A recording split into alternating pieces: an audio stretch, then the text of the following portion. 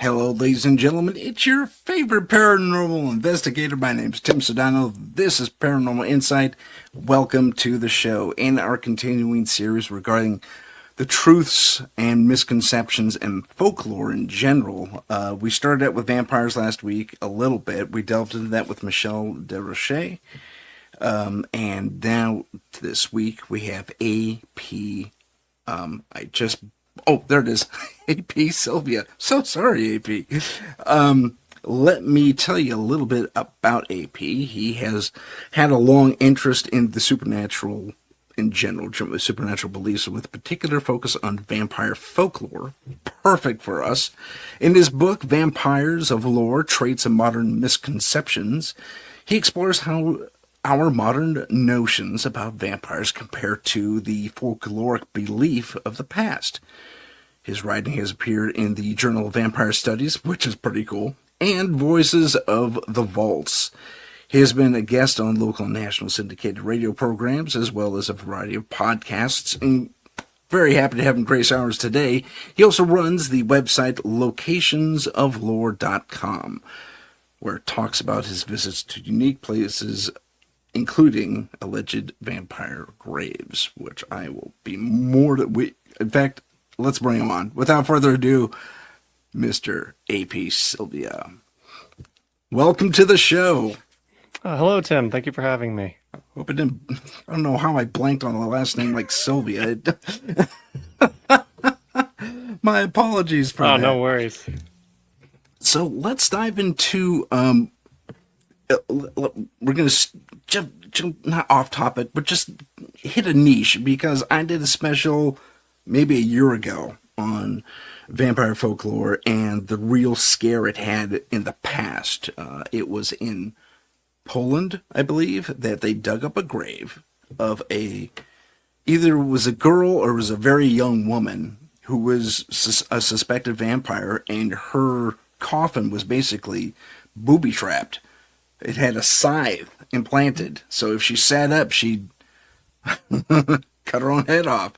And her hands were bound, and her feet were, I think her feet were cut off, if I remember correctly.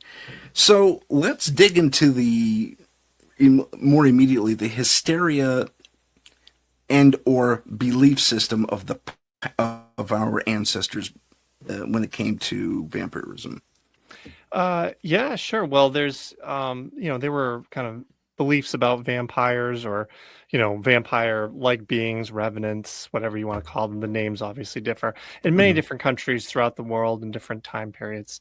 So sometimes there is evidence like that, that you describe, where you do find a burial. They're sometimes referred to as deviant burials, where the burial practice, there was a deviation from the norm. Right. Gotcha. So, not normally people wouldn't be buried that way, but then you find one particular grave where suddenly something was different. So there's a deviation there. Yeah. And those do come up from time to time in different countries, where you'll see, the body was, mutilated in some way, or, there's some kind of they're bound, or there's a stone shoved in the mouth, that kind of thing. That's. There was actually a case in New England of a burial that was found that had actions had been taken against the body. But so there's been different areas, different beliefs. Essentially, it all revolves around a fear of the dead, of a dead person coming back to life in some fashion or other. Some sort of kind of continued vitality that the corpse would have, and they would somehow be causing injury or illness or calamity to the community. So it could be family members or members of the town are getting sick and passing away, or there's just a kind of a sickness going around, or even sometimes more broader than that, there might be some kind of weather issue or crops or something. But oftentimes, there was some sort of unexplained malady that's going through a town, and people are sort of trying to make sense of what's going on. Why is this happening? And they sort of trace the steps back and go, well, this all started when this first person died. What's going on there? And so attention kind of turns towards that burial, and they investigate it, and they see what they can find. It's fascinating that you point that out, because that is rather recently was practiced in, I want to say, like Slovakia or something like that, where I think it was in 2008 or something like that. There was a man who broke into a grave because he had a strong suspicion that the guy in there was a vampire, because children throughout his little village kept dreaming about them coming to them in the night.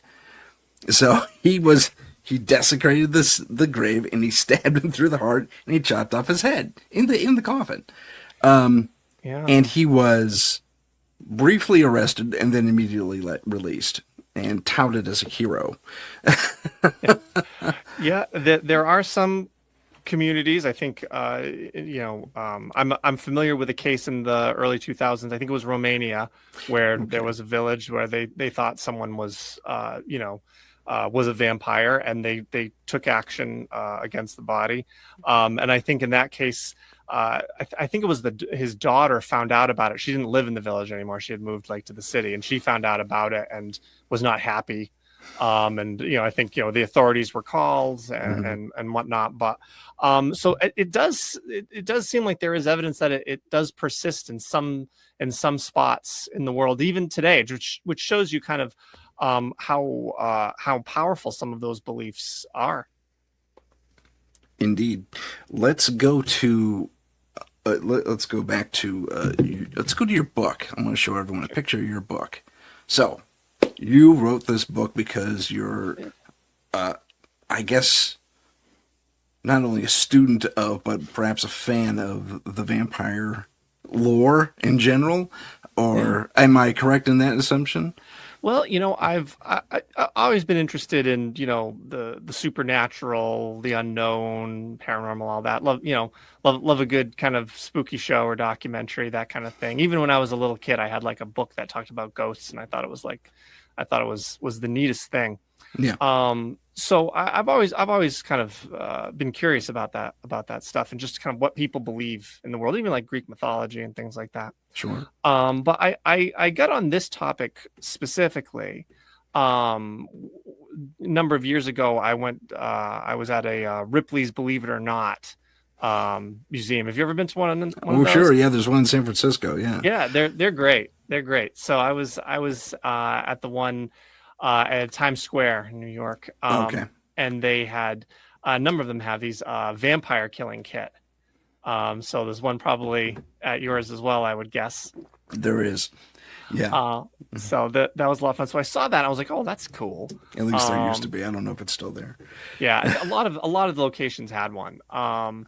And I thought that was neat. And so afterwards, I started kind of I took to the internet. I'm like, well, what's the story with these kits? Because it said in the card that, people would buy them when they'd go to Eastern Europe, to keep safe from vampires and whatnot. Right. And then I found out that there was some controversy around these kits where some people were asserting well, these actually aren't period pieces. They're more modern, and people took antique parts and assembled them together to make these kits. And one of the arguments for that was well, these don't really reflect actual folklore. They reflect movie movie stuff, movie vampires. Right. And so I was like, well, what do you mean by movie vampires? What's the kind of what's the difference there? And I had known that there was some differences between what you see in movies for what constitutes a vampire and what people really believed about vampires in the past. Yeah. And I was like, well, what's the story here? What are the differences? And I couldn't really find a good discrete explanation or listing. And I kind of wanted a breakdown. I'm like, well, what are the things in movies that are actually accurate and what aren't? And so I started sort of researching it myself, and I ended up writing the book where I did this analysis, and I kind of went trait by trait of all the things you think about vampires. And I asked the question, is this just a modern kind of misconception as per the title, or is it actually something that happened in the past, or was believed to happen in the past, I should say. And that's how I wound up with the book. Excellent. Michelle and I discussed on the last show, last week, we had a similar debate without either of us really knowing the full answer. Something, somewhere, had to have happened where they caught a human feeding on another human. Was it cannibalism? Maybe. I mean, I'm talking super ancient past. Like, we just left the cave, we just started civilization, maybe. Who knows? But somewhere, somehow, they saw this happening. Or perhaps it was an older warrior, like a rite of passage to eat a part of your enemy, or your fallen enemy, and gain their abilities or power, or something along those lines. Because that was practiced in a few different early tribes of humanity. And so that could be the basis. I'm not saying it is, but where do you find the starting point of the vampire tale really coming to life? Because it's been around since the Sumerian days as far as writings go. Sure. So, there's a lot to unpack with this stuff. And one of the first things I think you need to address is like, well, what constitutes a vampire, right? Well, what do we mean when we say a vampire? Because when you look, if you look at articles or some books or whatever, and they're like, oh, here's a big listing of all these vampires from all these different places and all these times. Oftentimes some of those things, they'll be like monsters or demons, and it's a demon that drinks blood. We'll put it in the vampire list or something like that. But it's not to me. So, but they're not like an undead person, someone who is a living person, a regular person, and then dies and then comes back to life, right? It's something else. Right. But there's a lot of like lumping in that can happen. So one of the first things you kind of need to do when you're going after, it's kind of like, well, let's learn about vampires. Well, what constitutes a vampire, at least for you in your research and your analysis? What do you want in and what do you want out for these stories? Right. So that's kind of one of the things you kind of need to tackle first. And that's one of the things I talk about in my book, where I said, well, there's to me, a vampire, it's got to be, a person who was once living, who is now deceased, and they're causing torment to the living population in some fashion. Mm-hmm. And action has to be done to the corpse itself to get rid of this monster, to dispel it, right? So there's a physicality to vampires that I kind of look for. And so, these kinds of creatures pop up in different places, different times, going back, many years. Where it started is an interesting question. I think there's a few different, explanations for that. One, I think generally speaking, people have a fear of death. And so who's closer to death but the dead, right?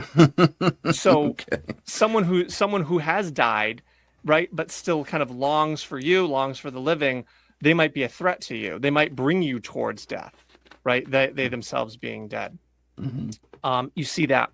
Another thing that you see in a lot of accounts, especially the ones that kind of get into specifics more detailed, is people would exhume bodies and they would look for essentially vampiric signs, evidence that the body was in fact a vampire. And the thing of it is that what they were seeing when they were looking at these bodies are actually misinterpretations of the actual decomposition process. Right.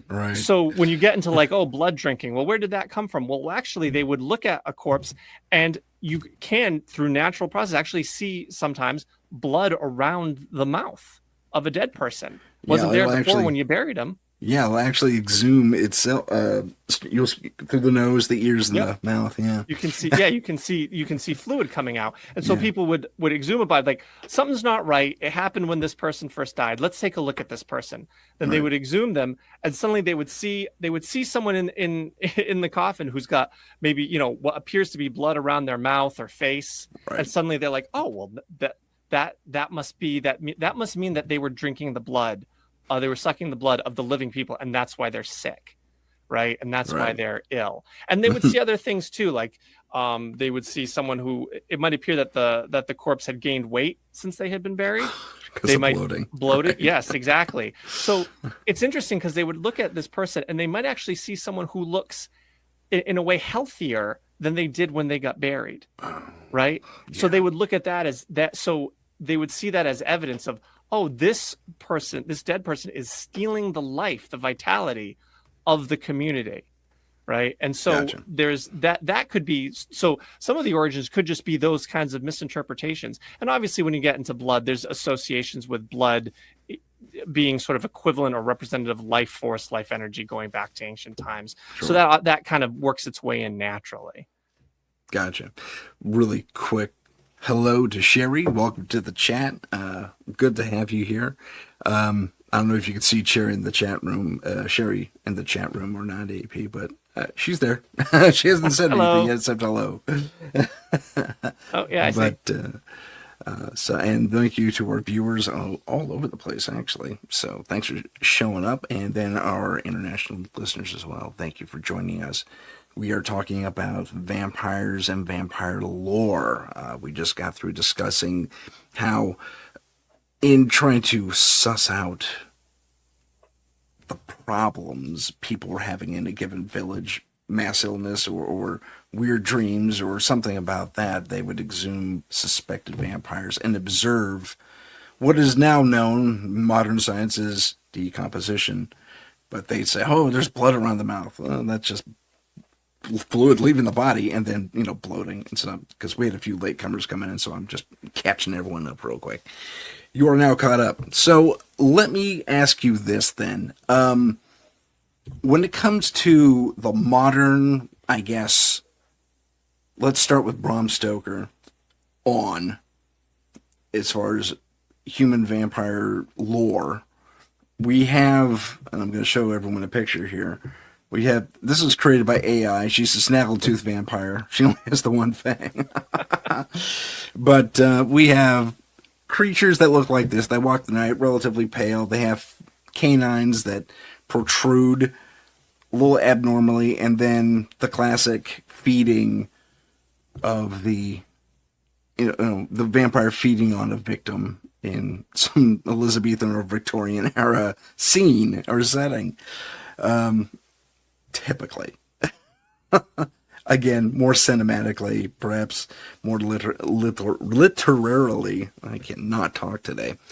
When we take the modern vampire and then we do a side-by-side comparison with the ancient interpretation of the vampire, they, from my research, they vary rather radically. What did you find? That's exactly right. They're quite dissimilar in a lot of ways.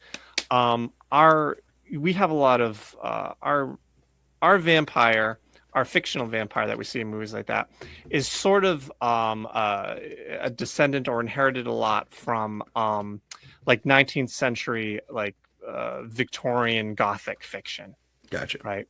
And in the 1800s, there was this pivot where vampires started becoming attractive and suave and sophisticated and moved in high society, and all of these kinds of things. So you get these kind of romantic notions of the vampire, when in reality, in the past, there was nothing romantic or anything about a vampire. Yeah, for they were people lived in fear of these things. I mean you think about a village coming together to dig somebody up.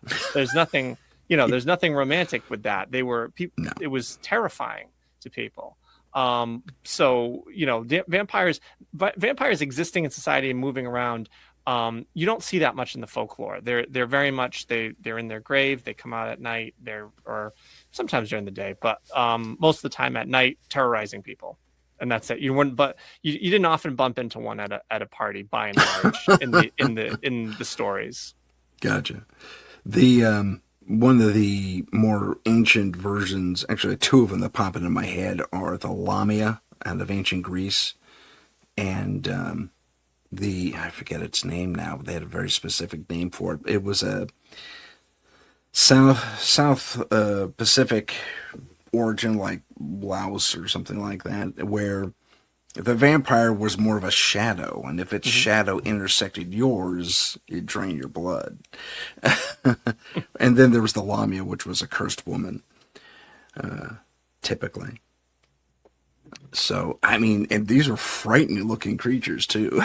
Absolutely. Oh, absolutely. Absolutely. These are- You and in there in those kinds of stories you start to see some of the overlap with vampire folklore and folklore around witches, yeah, right? Because like for some of those like in Southeast Asia there was something like called a panangalan or something like that, where it's a yeah. woman whose head would like detach from her body and float around and stuff like that. Most But of she the was societies. yeah, Yeah, but she wasn't a dead person, right? yeah. But she was sucking the life, sucking the blood, or whatever. So it gets involved. So that monster gets involved in the conversation. But you could also say, well, that's kind of more of like a witch, right? Yeah. Because there's like a person doing magic, right? And so Mhm. you actually see a lot of overlap between vampire folklore and witch folklore in a variety of ways. Because we like to put boxes around things a lot. Pigeonhole, sure. Yeah, and Yeah. like, well, that's a vampire movie, and that's a witch movie. Oh, and those are werewolves over there. Right, right. But when you actually look at folklore, they were all influencing each other, all of these beliefs, and they're all sort of they kind of relate to each other in different ways. So the lines get a lot blurrier, which I find quite interesting. Me too. There. Speaking of that creature, in the Balinese tradition, it's known as a layak. Mm. Same exact thing. The upper body detaches, flies around, and that one, if well, actually, I think the pangolin, and or not the pangolin. That's a little creature. I'm sorry, whatever it was you just said, and the Yeah, the layak are Penangalan or something like there. You that. go. There you Yeah, go. They fly around mysteriously. They carry their organs with yeah, them. They have a they do. super long tongue, and with regard to the layak, at least, that goes after fetuses Mm. in late term, and most anthropologists and such believe that it was a way to explain miscarriages. Yeah, you get a lot of those kind of ancient monsters like the Lamia or like Lilith. Oh, sure. They would go after children, young children. Yeah. And I think that makes sense that would be a cultural fear, right? Yeah, Of yeah. That is. especially in times gone by when childhood mortality was a lot higher. Mhm. They'd want to protect their kids, and so they would, these creatures could be used to sort of explain some of that. Yeah, exactly. But I mean, that's a whopper of an explanation. Oh, this Oh yeah, I know. this crazy woman detaches half her body, Yeah, yeah. flies I mean, around, and the imagery is striking. It's very striking. Very creepy. for sure. Big welcome to Heidi Gall. She's back on the air with us in the chat. Hello, Heidi. Heidi's a friend of the show. She's always supporting us and a lot of the other UPRN hosts. So welcome Hello. to Heidi. And Sherry's still here. That's good to know. If either of you have any questions for AP, please put them in the chat. Moving on to the next part. While yes, vampires have various forms they take, and the overlap, like you said, with witches and other things, is probably more realistic as far as interpreting what a vampire is, because you, like you said, you can pick and choose, and there is Mm. overlap with a lot of these monsters that we have in our history and folklore. And so, yeah, that makes a lot of sense. Would you then say we have misinterpreted what a vampire actually is? I mean, is there? How do I put this? Well, I'll borrow from one of the things you provided. What constitutes a vampire? You kind of touched on this, but Yeah, maybe you can get a yeah. little more specific. I think for me and kind of the way I go at it, I think when it comes to vampires, a lot it's a fear of the dead and what they can do to you. So to me, that's the start. That's the starting point.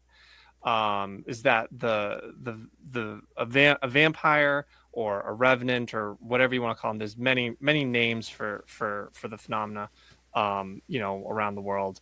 But it's the kind of revived corpse of a once living person. So it used to be a real person, a community member, someone people knew, right? It's not some like, you know, uh, otherworldly creature or from another dimension, you know, like a demon or a monster or something like that. Like it used to be a real person. That person died, and now they have come back to life, maliciously so, right? So they're causing harm to the living. They pose a threat to the living, in some fashion.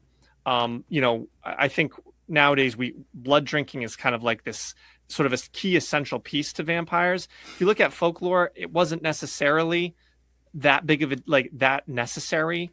You know, it could be something else. Like there's stories about, you know, oh well, this dead person came into the room at night and was strangling someone, right? Strangling the life out of them, something like that. There's undead that would actually wouldn't leave their graves. They would just like chew. They would like chew on their shroud. They would chew on their flesh. And that would cause illness in like family members, which is why in some of those like deviant burials you'd see like a stone shoved into the mouth. So the dead person couldn't chew. And usually actually only after they've like done chewing everything would they actually leave the ground. That would happen in some as well. So it's causing harm in some fashion to living, and you know, and as I said earlier, to eliminate the vampire, you had to go to the corpse. You had to do something to the corpse. It's not like a ghost where you could kind of like, you know, do some kind of ritual in the place and sort of send the ghost away or something like that. Right. With vampires, it's tactile. It's physical. You like, no, we're going to dig up this person. We're going to deal with this, and do something. So, and you know, what would be done to the corpse would differ somewhat from place to place, but there's certain kind of underlying themes throughout. So to me, like those are the ones that I say like, okay, well, this for me in my analysis is the vampire, and it's encapsulating this fear of the dead, this misunderstanding of what happens when you die, and what happens with disease and how it can spread. Okay.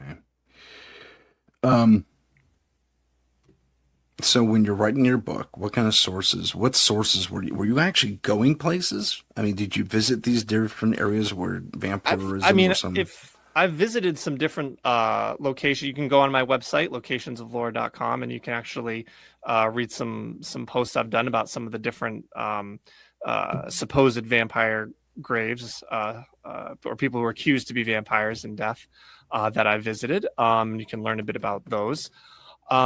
Which is it makes it very real when you go to the place and you're like, oh, this is where it actually happened. You know, oh, they actually dug this person up, and they did a big fire over here. So that's always quite striking. But I looked at a lot of sources. I tried to go back in time with sources as far as I could. You know, these days with the internet, I think it's only getting worse, where there's a lot of articles and posts and things float around, and assertions are made, and there's no kind of citation, no sort of like, well, this is where I got this from. Right. It kind of just is sort of put out there. So you need to be very discerning with this stuff. I found at times, like I would read, you know, as I was trying to like say prove out a certain trait, like, oh, was this trait actually in folklore? I might read something, a modern post or a more modern article, and it was like, oh yeah, the vampires had this, and there was this situation, the story, and the vampire had this. I was like, oh, there it is. Then I would actually look up that account in an older source, and suddenly some of the details are now gone. And I think part of it is we have such a strong expectation of what a vampire is that we sometimes superimpose that image onto older sources that didn't actually say that. When you actually read it, it doesn't say that. You just sort of like added that in, maybe on purpose, maybe not, because it's what you were expecting. So I tried to go back in time as far as I could, looking at sources from the 1700s, some far earlier. And if it was more modern, I tried to go for things that were scholarly in nature, well documented, you know, well cited and stuff like that. And that gave me a much better picture than, you know, some of the more modern things that are a lot fluffier that are floating around, and, you know, say, oh, well, people did, you know, vampires had this. And it's like, well, great, where'd you get that from? And they don't say. And it's like, So you need to. I had to be mindful in order to actually like answer my questions. Gotcha. Regarding the more modern vampire, especially if you're talking about Bram Stoker and his Sure. inspirations and what he inspired, rather. Oh, yeah. God, I can't talk today. Do we have the vampire ever changing into another animal before Bram Stoker? A bat or a wolf? So, yes and no. Vampires in folklore, vampires were believed to turn into a bunch of different kinds of animals, dogs, like I don't know, I think like some insects, or I think one story talks about like a hen, that a vampire turned into like a hen or something. So there was a lot of different animals that they could conceivably turn into, but for the longest time, people generally thought that vampires turning into bats was something Bram Stoker invented. Because there was like no folklore about them ever turning to bats for whatever reason. You'd think that you'd think Makes like, sense. oh yeah, why not? They turn into bats. It's like, nope, like it just never came up in the folklore for some reason. Like dogs and stuff, sure, but no bats. So people thought that was, Bram Stoker invented that. In my research, I ran across an article that did find, I think it was like 2 references to vampires turning into bats pre-Stoker in folklore. So it turns out that Stoker can't lay claim to actually inventing vampires turning into bats, but you can certainly say that he popularized the notion of vampires becoming bats, and now it's like a given, right? In our you see the vampire, he's got like a cape with bat type wings and stuff like that. But that's it's interesting. Yeah, it is. It's funny. There's actually been, in like I'd say the last 30 to 40 years, when it comes to the cinematic and even the literary vampire, they've moved away from that. No, we don't turn into bats. Don't turn into dogs. God, that's ridiculous. Where'd they come up with that? But it's amazing. It's like that they've actually steered away from some of the mainstays of the old, Bela Lugosi vampire. They absolutely have, and I think part of that is the vampire kind of adapts and evolves over time. So I kind of mentioned how vampires became romantic and this and that. Right. I think nowadays with a lot of vampire shows, there's people are turning away from the more sort of supernatural or magical elements of vampires to get into something that's more scientifically believable, right? So you see shows where vampirism, it's like a virus that they get, and it makes them immortal, and it gives them super strength, and they gotta drink blood. But they can't like fly or turn into bats or do magic, or and crosses don't bother them and stuff like that, right? So there's like this scientific vampire that sort of emerged in modern kind of fiction and movies and stuff like that. So you see the vampires morphing yet again to kind of meet the expectations of the public, of the modern public. Yeah. Yes. There's only one exception. What We Do in the Night. Have you ever saw that show? Oh yeah, that was What We Do in the Shadows. What We Do in the Shadows. I'm sorry. Yes. Oh yeah, great show. Great. It was originally, I think, a movie, which was great, and then they did the TV show, which was hilarious. I really enjoy that show. It just ended. I think the last season was the last. Yeah, it did. One, that's too bad. It was a good show. It was really good show. I got such a kick out of that. Yeah, and they kept the bat thing. Yeah. They very much went with like the old school, like Eastern European expectations and stuff like that. It was very very amusing show. It was a lot of fun. Yeah, they kept some of the old tropes. They did. So we have a creature who used to be human, returns for whatever reasons, and you mentioned Revenant before. I've been studying Revenants pretty exclusively for I'm a filmmaker, and I just wrote I did write it, but we just released a film not too long ago called Blaney Tucker's Ghost, and one of the bad guy in there is a revenant. and that's a spirit that is returned strictly for the purpose of revenge. And so that's what drives them. But they have a lot of ghost-like abilities, as well as being corporeal. So they could be either. So they're interesting creatures, very much, and they do have a lot of aspects of the vampire, as you were mentioning before. So when we have a creature that may return with a revenant kind of initial thing, because you said there's stories of people just choking the life out of someone. Mm-hmm. And there's also the aspect of the, again, I think it's a Bram Stokerism, where they turned into a mist, mm-hmm. an ethereal fog.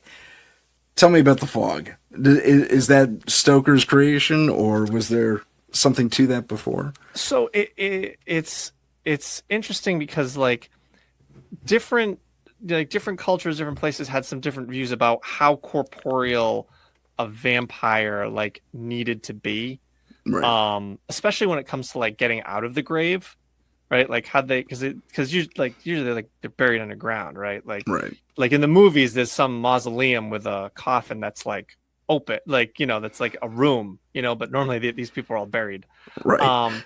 So there were some beliefs where the vampire would sort of rematerialize above the ground and could have a mist-like quality to themselves, or some of them, the vampire was existing for a while before it got its full body back, and it was more just kind of like light or sparks or something okay. that people see. So depending on the place, vampires might have a non-corporeal aspect to them, okay. And then other times, or there were some beliefs where to find the vampire grave, you'd look around and you'd look for a grave that had a hole in it that was maybe this big. And that's where the vampire gets out. It's well, how does a full grown person get through a 3-inch hole? Right. But that was what they, so again, there's this more there's something not quite corporeal about them at times, but then others, it's very much nope, it's a person and it's clamoring out, and that's that. Gotcha. So there are cases where it wasn't necessarily always fully the body. Okay. Good stuff. I'm just going to do this. Sorry. I have to admit, I have not read your book. I'm sorry to say. That's okay. But do you have, because I have a couple of stories to go along with this, but do you have an actual vampire account now? And was this something you witnessed or you heard about? I have not witnessed any vampire accounts. I haven't seen any for myself. That's book 2. I know, right? Haven't seen it firsthand. I've certainly read up on various accounts that have been documented. There's a number, I talk about a number of them in my book. Some of them are quite specific. There's names and places and dates. And we know it happened in the sense that people believed something was happening. Okay. Right? And thus took action accordingly. And so sometimes they were written about by people observing the situation, newspaper articles, that sort of thing. I mean, there was a famous one in it was in New England in 1892, which is which is a long time ago, but not a crazy long time ago. Over 100 years ago. Yeah. So and that was in Exeter, Rhode Island. Okay. And the account was concerning a woman named Mercy Brown. It's a very well known New England vampire account. There's a number of New England vampire incidents that happened over the course of a couple hundred years. But in that case, she had passed away from tuberculosis, which was then known as consumption. Yeah. Her mother and elder sister had passed away a couple years prior, and her brother Edwin was dying of the same disease. He had spent some time in Colorado, which was kind of a thing that people would do when you had consumption, is you'd go for the dry air. Didn't really work for him. He came back to Exeter, essentially to pass away. He was, Gotcha. it was kind of the end of his life. And Mercy had died shortly before. So as sort of a last ditch effort to save him, some people in town apparently had the notion that, well, it actually could be one of the dead family members causing him to be ill. And so they were basically, because the doctors at the time there was no cure for tuberculosis, so they couldn't really help him. It was just kind of like, well, this is it. So some people in town kind of had the notion, we need to look at the dead people and see if they're to blame for his illness, and maybe we can save him. So the bodies of Mercy and her sister and her mother were all exhumed. The mother and the older daughter, they had been dead for quite some time, so they looked decomposed, like as what one would expect, and so they were kind of they were ruled out in terms of suspicion. But Mercy, she had only been dead a couple months, I think it was, and she had died in the winter, so she was well preserved. So when they looked at, and I don't think she had, I think, in some accounts it says that she was like in a vault and she hadn't actually been put underground yet. So she looked like she was sleeping. And so I think her Mercy's father was, I think, not really on board with this to begin with, but ultimately sort of relented and said, okay, well, let's see what we can do to save our son. Gotcha. So they do this analysis. They look at Mercy. They think, oh, this could be it. They take out her heart and her liver, and they, according to the people they felt like it. In their opinion, the blood in the organs was fresh. The doctor who was there, who really wasn't really along with any of this, as far as I know. He was saying, no, this is to be expected, but the people were like, nope, this is it. So they found the blood in the heart and the liver, and so to them now, this is again, we're talking about sort of this misunderstanding about decomposition. Right. To them, they've seen the vampiric signs, right? Okay. Mercy's somehow preserving some aspect of vitality. Her brother is slowly dying. Okay, we've got this figured out. So they wound up taking the heart and in some accounts, I think the liver, and they burn them on a rock in the cemetery. They take the ashes, they mix the ashes with water, and then they give it to Edwin to drink as a cure against his illness. Here, have some ashes. Yeah. Okay. And unfortunately, it does not cure him. He still passes away from consumption. Wow. And the thing is, a major newspaper at the time kind of caught wind of what happened with this account, and so they published a number of articles about it because they were obviously, very intrigued with what happened, and kind of, to them, it was sensational news. So that's one of the reasons why we know about that particular account, and we know a lot about it because of what happened. But Gotcha. And the thing about sort of the ashes and consuming them, I found accounts from Romania that said the same thing. So it wasn't they didn't originate that idea in New England. It was something that was pre-existing that had come from Europe. That does sound like something that would get passed down. Yes. It's like, ashes will fix it. All right. Yeah. Well, okay, that kind of brings up an interesting question. I'm wondering if you have an answer, or at least a theory as to why this is the case. That is, there's illness somehow in either the immediate family of someone who's passed, or in the village, or something like that. And they immediately suspect a dead person way over there in the graveyard is somehow passing this disease on. How? How indeed. So, I think we have to sort of put ourselves in the minds of the people from the past, right? Okay. there was, especially the further back you go, right? Like we benefit from a lot of scientific advancement and knowledge, right? And even just sort of like the general populace in terms of education, right? We learn about a lot of things. The further back in time you go, and depending on the place, people didn't have that benefit, right? So like we now understand how diseases, like germ theory, right? Like if someone's sick and they're coughing around you, and then you breathe it in, like, oh, you might get that illness as well or something like that, right? Okay, like that's a given for us.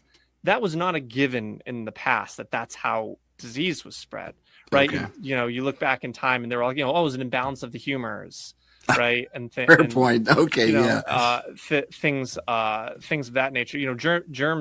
Germ theory came about the mid 1850s, something like that, give or take. I mean, there was what was it, the first, there was a doctor who did this. It was in the 1800s. He did this study and came out saying, oh well, surgeons should wash their hands before doing procedures, and the rest of the medical community thought he was crazy. Like, wash our hands, what are you talking about? That's crazy, right? Something that's obvious to us, right? Right. So people, in a certain sense, people with vampires were trying to make sense of their world, right? There's an illness going around, people are getting sick, what's causing this, right? There's beliefs in the past about miasma, bad air. Oh, we're breathing in some kind of poisonous air, and that's causing illness. So to them, it was like, well, that dead body, there's a dead body over there, that dead person, they died, and oftentimes it was like unexpectedly, right? That was usually a good kind of key off of, like, that person died awfully young, right? That person died from an accident. It wasn't their time, right? Oh, maybe something's not right here, right? It was maybe an upset to the norm. So that first person, they got sick and died, and that was kind of before the time. And now all these other people are getting sick and dying.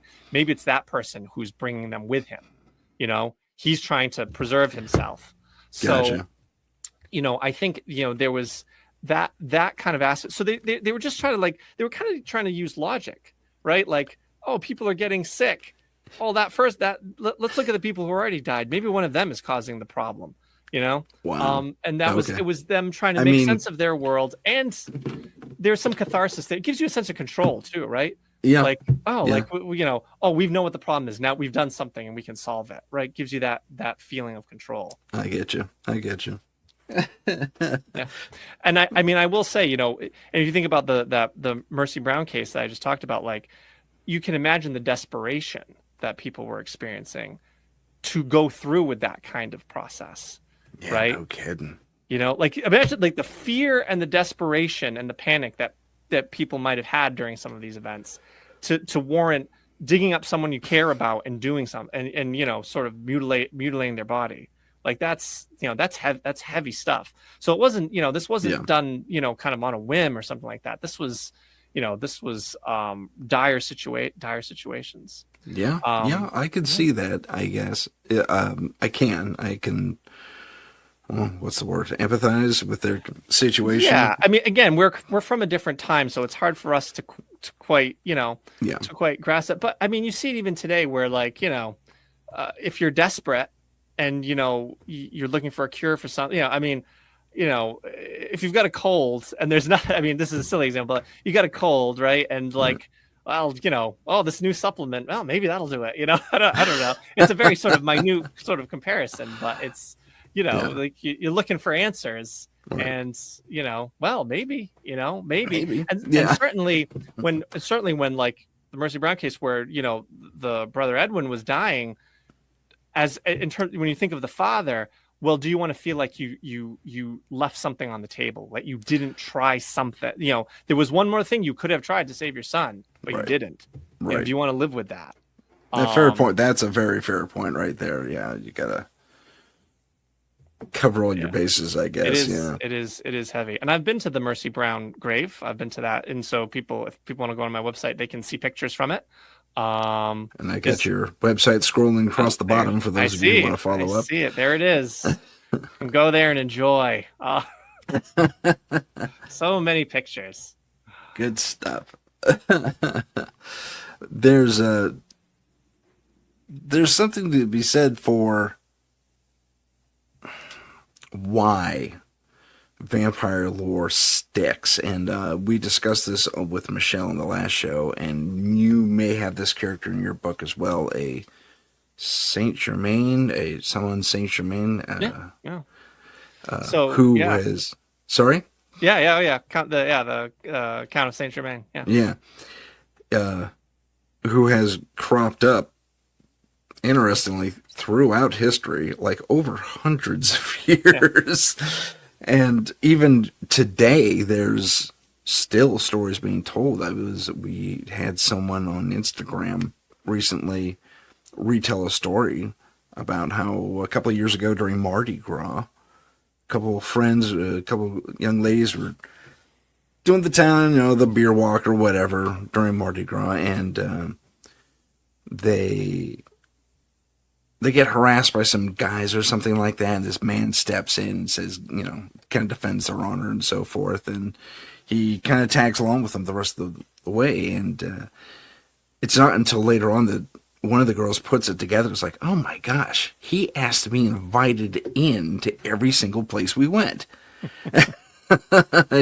He'd wait outside and, come on, you coming in? Sure. And off he joined them. And he was an not older, but, middle-aged, dapper gentleman, kind of lending to the whole Bram Stoker thing that these people live in the elite circles. Yeah. But it came time to, we're talking early morning. One of the friends is not doing too well at the end of the night, pays a visit to the bushes kind of a thing.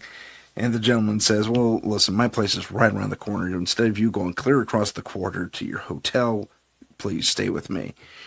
And one of the friends was just sober enough to say, that's okay. We're just no, we're fine. We're going to get a cab and we're going to go over there. Are you sure? Oh, yeah, we're sure. Thanks anyway. Thanks for escorting us through the night and so on. And she turns around to attend to her friend who's still paying the bushes a visit. And when she turns back around, this guy is gone. And I mean, he's nowhere to be found. Not down the street, not down the alleys. He's gone. So they thought, oh my God, that could have been this guy. That's great. That was one story that came out. And there was another one where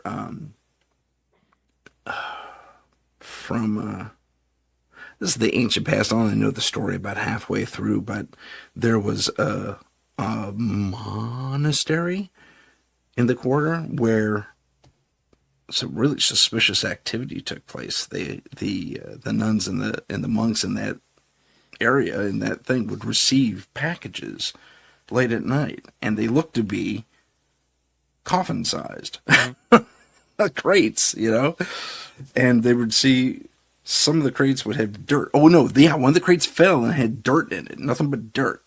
So it was interesting. I was like, oh my gosh, were they housing a vampire? What's going on? So, that's a half story. I only have a little bit of it. Yeah. So I believe what you're referring to is the Ursuline convent in Thank you. In New Orleans. I've been there. I've been inside it. Oh, fantastic. Yeah. So I have an article about it on my website if people want to check it out. And if you want the whole story, you can hear locationsoflore.com. Yeah, there's variations of the casket girls as they were known. Right. Who supposedly were, the legend goes that they were vampires that were living in the top floor of the Ursuline convent. And it's funny you bring up Saint Germain. I have the website and I look at the stats on like what pages are most popular and getting the most hits and all that. I'm like, oh, and it's so funny that I have an article about New Orleans, Jacques Saint Germain. It's a vampire story and people think he was, the Count Saint Germain. And it is like by far like the most popular page on my website. People, it's like it gets so many more hits than like the next most popular page. So like there's a lot of interest in him, apparently. But there's supposedly the house where he supposedly lived is in New Orleans, and it's on some tours. And I saw it. It's a private residence. You can't go in. And you obviously want to be respectful of it. But you can. I took some pictures of it, so it's on. You can see it on my website. And but it's quite quite the story. I mean, and the thing is, the Count of Saint Germain actually was like a real guy back in like the 1700s or something like that, and he was actually by all accounts like a really interesting guy. He I don't know, he knew a bunch of languages and played music, and he was, I think he was like a spy for a while, and he was a really neat, and he claimed to be like an alchemist and stuff like that, which is where you get like Philosopher's Stone stories around him. So that's like, so he like figured out how to be immortal. So it's cool. It was interesting stories, interesting fellow in real life, and certainly a lot of interesting legends have kind of propped up around him. For sure. Yeah, he's a fascinating character. Please do check it out. Go to locationsoflore.com. Check out all those stories because you will love it. For the next 15 seconds, we're going to take a quick, 80 seconds. We're going to take a quick station ID and commercial break. We'll be back right after this. This is the United Public Radio Network, 107.7 FM in New Orleans and 105.3 in the Gulf Coast. UPRN, esoteric programming at its finest. Our symbol, the trident, gifted to us by the priests of Troy Xenos centuries ago when one of the first monster hunting teams out of Corinth battled a contingent of Vrykolakas that had infested their temple. After the victory over the monsters, the head priest declared, "You are three lances acting as one, not unlike Poseidon's mighty trident of light. That would become our name, the Trident of Light, for the good we did and still do against the dark evils of this world." Available at Amazon Books. Follow us on Instagram at paranormal.insight. Stay informed on upcoming shows, ask questions, and see what chilling paranormal stories we're following. Don't forget to follow us on YouTube at paranormal_insight. Click the live tab to see our latest videos. And we're back. So we're talking with AP Sylvia about vampires, vampire lore, what sticks and what doesn't, and how the vampire has been, well, I guess the ultimate creature that can adapt, or has been adapted, I guess, transformed by us in our lore and history and stories and all that fun stuff. So we were talking about Count Saint Germain out of New Orleans. Now, where's he from originally? Because he wasn't born there. Saint Germain, he was the actual historical figure. I think people don't know where exactly he was born. He was a mysterious dude, but I think he was. I think he became well known. I think in France, and also spent some time in the UK. But I think he was sort of a mysterious fellow who kind of didn't really tell people what his backstory really was, which I think only helped him, made him more mysterious. Yeah, for sure. Built a lot of stories around him too. Yeah. When we have creatures and or characters like this in our lore, I tend to think something had to trigger it. We discussed this a little bit already. But when it comes to a being that has all these various abilities, as you mentioned, we have crossovers from ghosts and witches and stuff like that. Are we maybe looking at an amalgam in the first place? A creature that kind of embodies all these things, and then we gave it a name and a behavior and all that fun stuff? I think it's, the vampire, as I said earlier, we like boxes around things. We like to categorize things. When you look at folklore, you look at legends, it's not like they were like bound by some rule of like, well, the according to the encyclopedia, these are the definitions of what a vampire is or a witch is. I think, people were looking to they had certain beliefs, different belief systems that would influence kind of what they thought, and they were looking to explain natural phenomena around them, explain things going on. And I think there's, kind of as human beings, we tend to have this sort of, underlying kind of drives and motivations, and sort of the collective unconscious, that kind of thing. Yeah. And I think that this sort of creates a soup there where you get repeating patterns of things, and maybe there's a little bit from column A and less from column B over here, and vice versa over there. Sure. But you see stuff kind of crop up over and over again. What did the vampire, was there like one original place where like the notion of someone might be undead, and then it just like spread it spread all over the place from there? It's possible, but I don't know, to me I feel like it checks enough boxes just in terms of kind of interpretations and motivations and kind of unconscious things, that it feels, I believe that these things came up independently in various places. That doesn't seem unreasonable to me.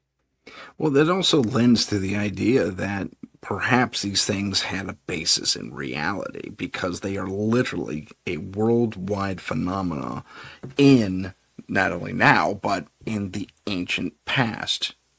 I mean, from the earliest writings of most civilizations around the world, these creatures existed.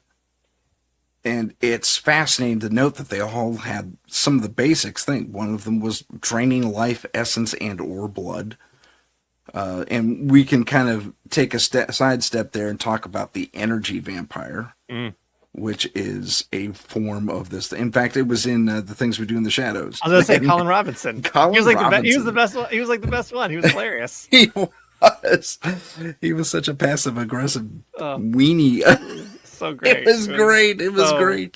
So funny. And it worked. Here they fell for his trap every time. It's hilarious.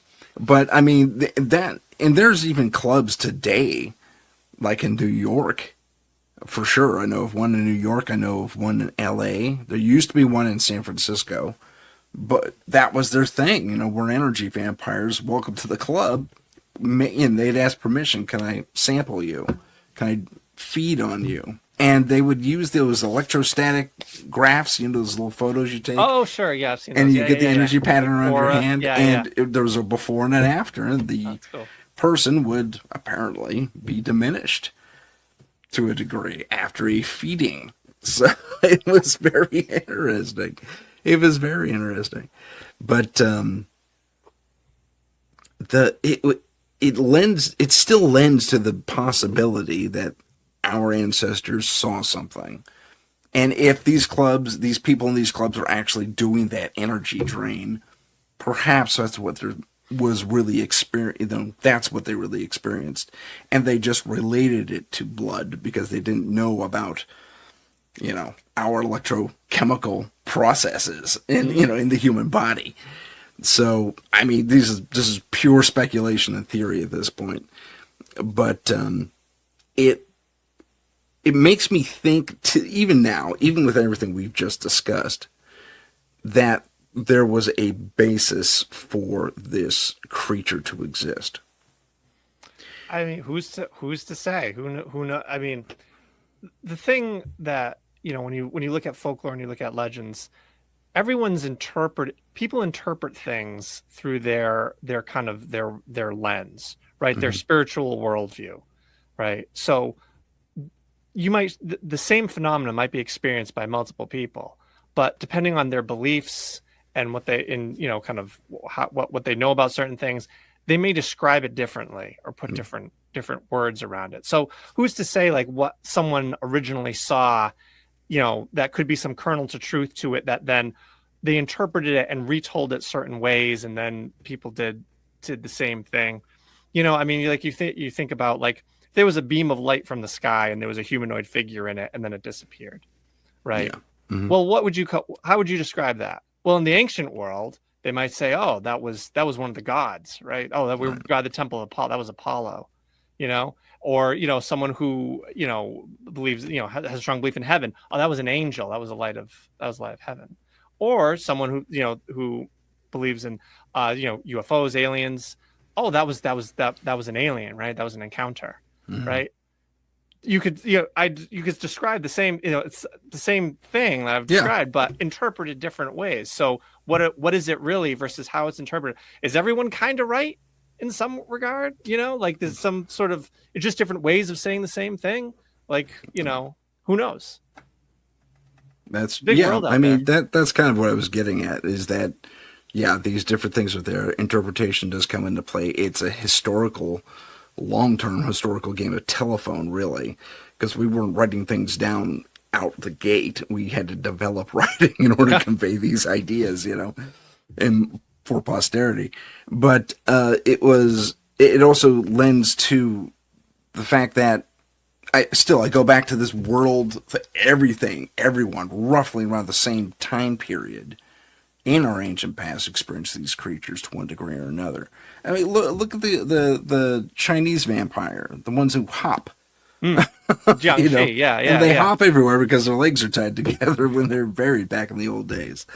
And there was a reason for it too. I guess, gosh, I can't remember what it was now.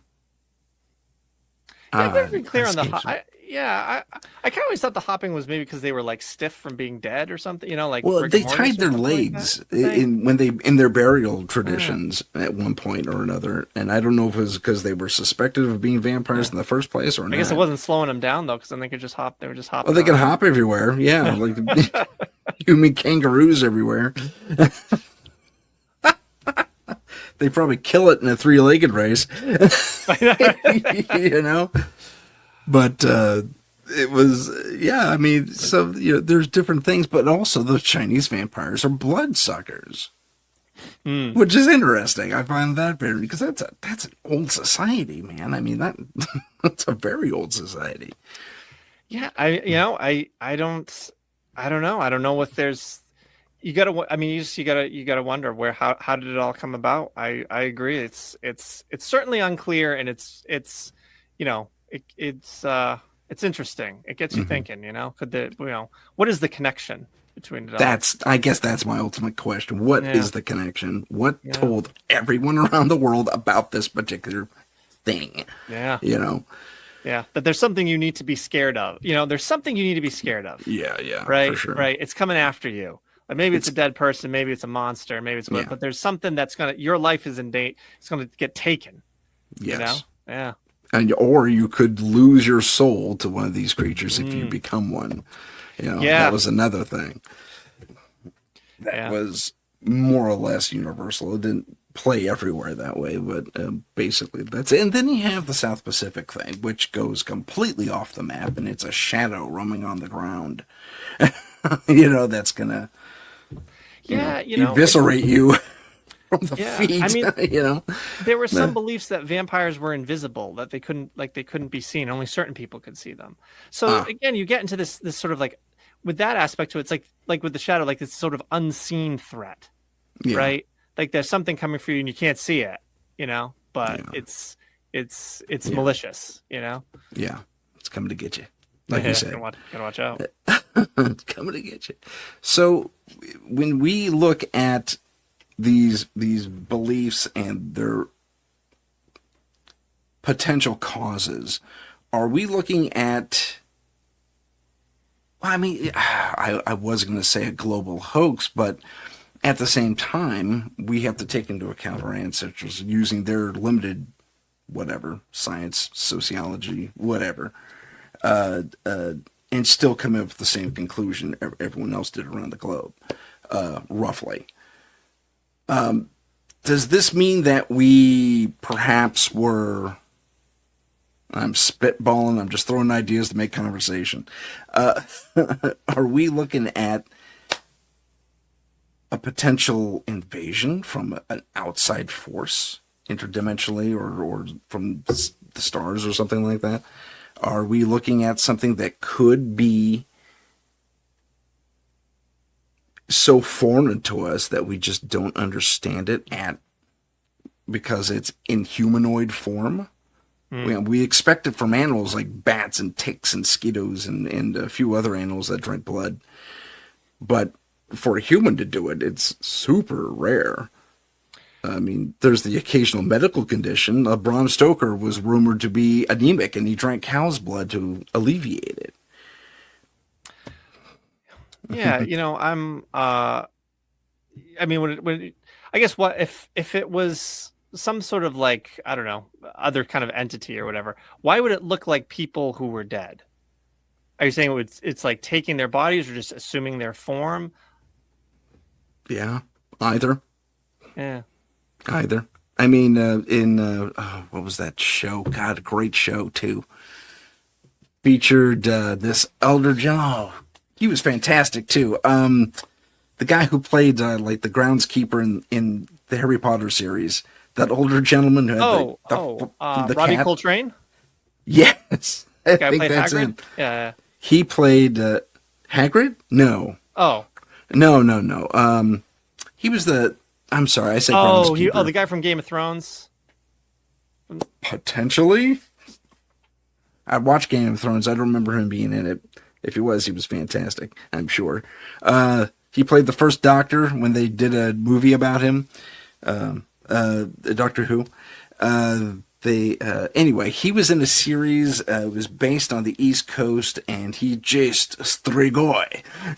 And the Strigoi in the story ended up being these worms, these really hyper-intelligent parasites that would burrow into you, take over, and then you would be a vampire, basically. Was this there was a TV was this a TV show? Yes. Where like the vampires, they would like shoot something out of their mouth and like it would, and like that's how you got infected with the worms. Like it was maybe. I know I don't remember that aspect of it. This you probably, if it was the same show, you probably would, but there was, I guess, another show. It was that was produced by, I think it was Guillermo del Toro. I think we're talking about the same show. Strain. Strain. That was a Strain. That was a show. Yeah, and the vampires were like a parasitic organism. Yeah. But they were all controlled by like one worm that had like the mind. And yeah. They were big. They're like tapeworms. They were huge. But yeah. The Strain was a great show. That's another one where you see like the vampire stuff taking a sci-fi turn, right? Yes. It's like, okay, there's a science explanation for what the vampire is, not magical, right? So that's like, in that one, like the crosses didn't hurt, or the holy water wouldn't hurt those vampires. Right. Silver hurt them, but it's because they had a reaction to the metal. It wasn't like magic. Right. So usually they try to keep a few of the tropes, but give like a scientific explanation. It's like, well, the UV radiation hurts the vampire, or the silver has that kind of stuff. Well, Blade used UV radiation in spades. Yeah. Zapping them all and stuff like that. Right. That was fantastic. Well, welcome, Vala. Am I reading that right?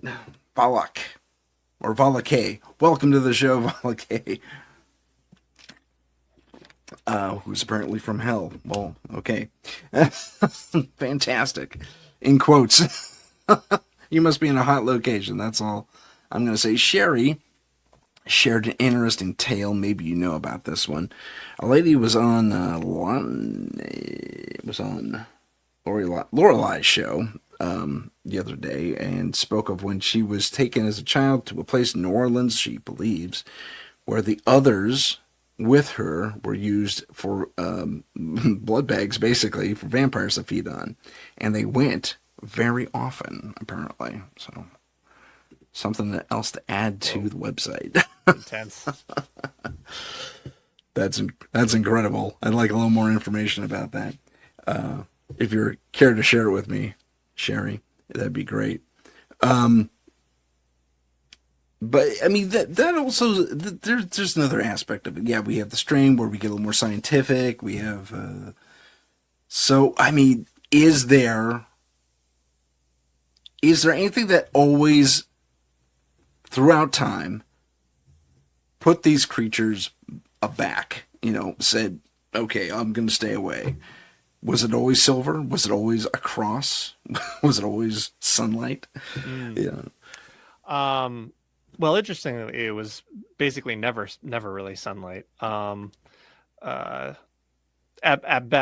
folklore, at best, sunlight might make the vampire go away or like go back to being inanimate, but it never killed them like it was like in movies today, Okay. where you see like the vampire like shrivel up or whatever from Ash the away. sun. Yeah, no, didn't happen in folklore. And Interesting. yeah, yeah, and there are some accounts where people saw vampires walking around during the day. But at best, the accounts are like, oh, the vampire went back to being lifeless when the sun came out. But the implication is they would have just come back again at night. They would have revived. And honestly, it sort of makes sense that sunlight wouldn't have destroyed vampires because if you think of a town gripped by some panic, you go through the trouble of exhuming a corpse. You're not just going to like leave it in the sun for 10 minutes and then bury it. That's not very cathartic. Right? Everyone's like, oh, this has got to be the problem. All right, well, just put it in the sun. Okay. Problem solved. Problem solved. Yeah. It wasn't because nothing climactic would happen like in a movie where it would like turn to dust Burn or up something. and Yeah. right, catch fire and all that. So different places had different beliefs about vampires. Staking a vampire was pretty well represented in folklore. A lot of people believed in that kind of thing. But interestingly, the rationale for staking a vampire was I think they probably viewed it a bit differently than we view it today. Like in movies today, like the vampire will like maybe lunge at someone and they'll stake the vampire in the chest and that kills them. Right. So there's something a bit more like, I don't know, magical or rule based to it today, where like a stake through the heart kills the vampire. In times gone by, when they described it, they would sometimes say like they drove a stake through the vampire into the ground underneath it. So the idea was they were pinning the vampire to the ground so it couldn't get back up again. Right. That was sort of an important point. So it was more of a physical thing of keeping the vampire in place. They did sometimes believe though that the wood that you used was important. I heard something about that. Yeah. It had to be specific wood. Specific wood. Hawthorn was usually one, or blackthorn. I think maybe sometimes oak. Usually the explanation for that is in those places, whatever wood was the wood they said was believed to either be the wood from the crown of thorns, the same type of tree, same type of wood, or from the cross, the same type of wood as the cross. Gotcha. So that adds like a spiritual component. I was going to say, how does that wood affect that wood? I think it's one of those things where because that type of wood was used, then like that wood forever always is sort of significant or magically or binding. like that. Yeah, something along those lines. That's interesting. Favored, I guess. Okay, I get you. But so staking or doing something physical or practical to keep the vampire in place, destroying the body in some way, cutting off the head or something like that. A lot of times it was just like, so the vampire can't get back up again. And you do hear about accounts where they tried one thing, they tried another thing, and then eventually they would burn the body. That's usually like the final, like the last ditch effort for any of these tales. If any of the other things didn't work, or they did those other things and they still kind of weren't satisfied, they would do all the we're going to cut up the body and then we burned it. So they would burn the body, scatter the ashes, because now there's no body anymore. There's nothing to come get you, right? And when it comes to vampires, they believe that that body was the thing that was going to come get you. It was the problem. So either you keep it in the grave or you burn it. I presume they didn't go right to burning because that's like a lot of work. It would have been like kind of resource intensive. A lot of resources go into that. Yeah. Would have been resource intensive for like a rural village to do. Yeah. I mean, and it would take the whole village to build that thing, probably. Yeah, you have to build the thing. Now you're using a lot of wood, which is probably valuable for winter. Yeah, so it probably wasn't necessarily something they wanted to do right out of the one I like. I sometimes talk about this one. This is like what I would do. Like there was one account where they would take a stake. It was a distaff, which is used for spinning yarn, but it looks like a stake. Okay. And they would put one or some of them. They would just drill them and nail them into the ground above where the vampire was buried. So if the vampire decided to leave the grave, it would stake itself. And gotcha. so then you Auto-staking. didn't actually have to like dig the person up or do any more work than was required. So I was like, that's like whoever came up with that one was probably like me. They're like, let's not go crazy here, folks. Let's simplify it. Or like I said, the lady and the little girl was grave in Poland who had the scythe that's like built into the casket. Just like put it there and the problem will take care of itself. Exactly. Yeah. Exactly. I mean, to put that level of thought into taking your dead down permanently, though. Yeah.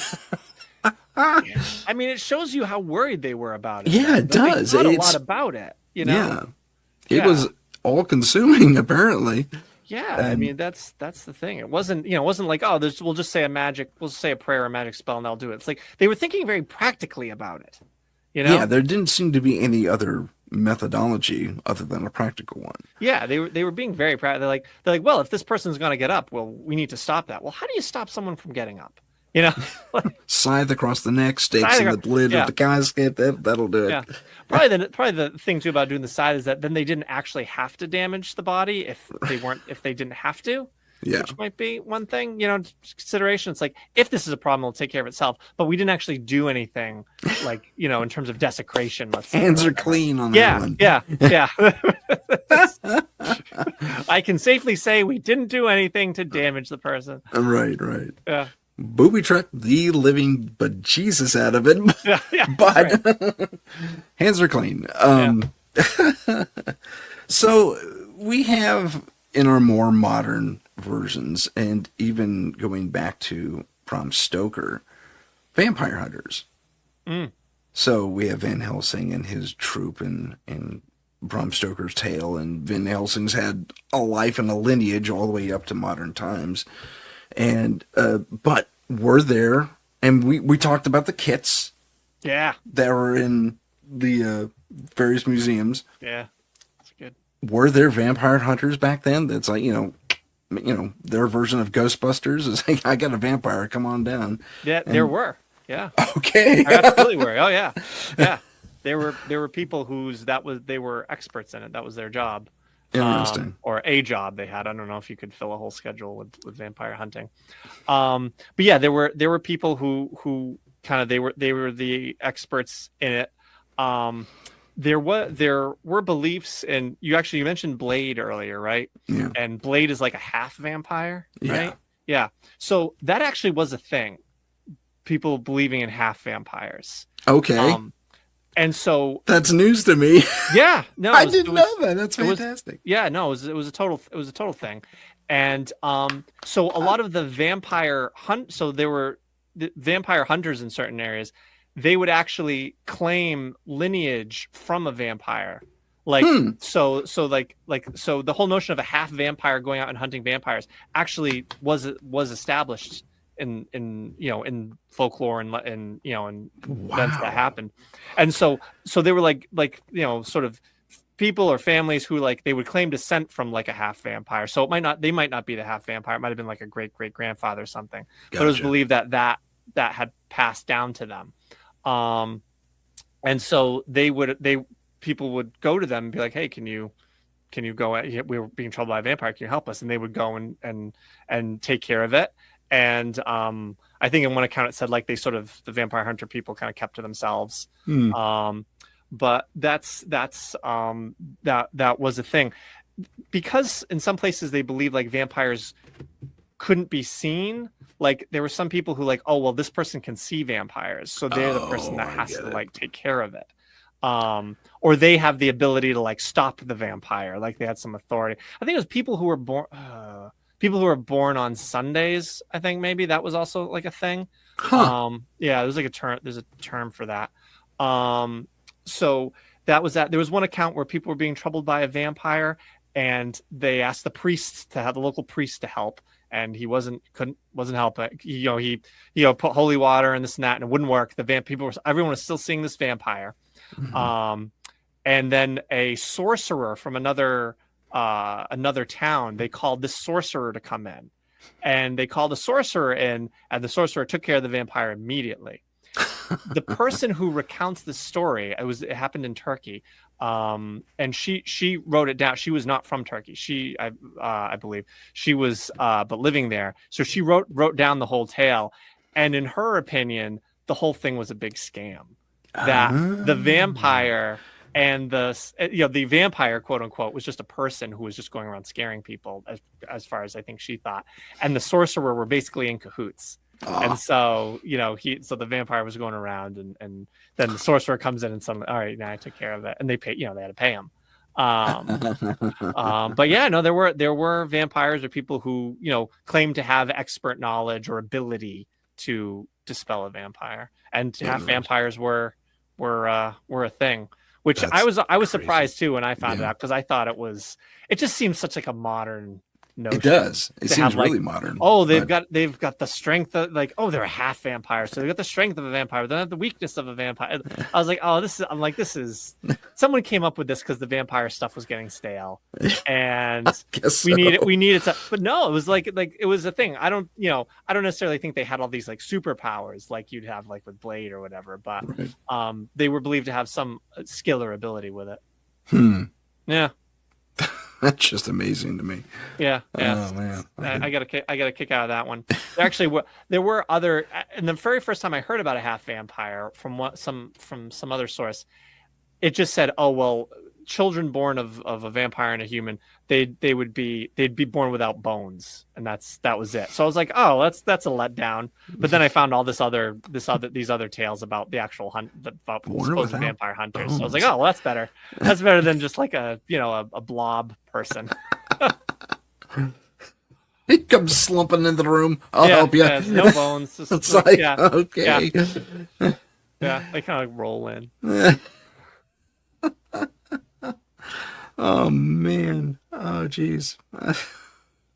Born without bones. That's another first for me. It is. I think it comes from some people thought vampires had no bones, because they would swell up, and so they thought they were just like full of like fluid. They'd swell up like a drum. That's often used in some accounts. So I think they thought that they just were all liquid on the inside, like full of I don't know, blood or whatever. But does this go back to the body bloating? Yes, I think so. Okay, gotcha. I think so. Yeah. So we also have people, real humans, who actually have vampiric qualities. We have pyphoria, for example, or allergy to the sunlight. We have people who are anemic, who in the old days would actually drink blood in order to calm their anemia. We have still other people who just had that natural denture, that they had really pointy canine teeth. So was this possibly all misidentification and all the rest of it, because we just had a few people in our existence that were different? Well, the porphyria argument gained a lot of traction. I don't know, in the past, like, oh, porphyria, that's the explanation for vampires. Unfortunately, a lot of the porphyria stuff actually doesn't really align with the folklore stuff. Okay. Or some of these other things. Like I think like one of them was like the sunlight thing, right? Which the sunlight, I think we talked about it previously, but it didn't like do anything to vampires, like damage them or anything like that. Right. Folklore. They were okay. You mentioned the teeth thing, the fangs thing. And I always feel like I'm giving people bad news when I talk about this. I feel like I'm ruining Christmas or something. But ruin that Christmas. Yeah, EP. I know. Go for it. In folklore, in legend, vampires did not have fangs. Which I think probably comes to surprise some people, because there's like, if you think of like the quintessential like vampire trait thing in like modern shows, like it's the fangs, right? Like it's fangs, right there. Even my snaggletooth. Even the snaggletooth.